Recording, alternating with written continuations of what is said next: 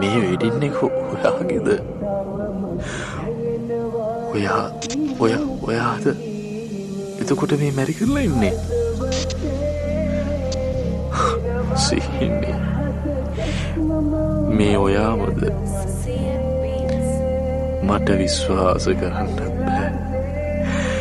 කවදාවත් මාව දාලා යන්නේ නෑ කියපු ඔයා අද මේ මඩ මාලියක් වෙලා ඉන්නවා.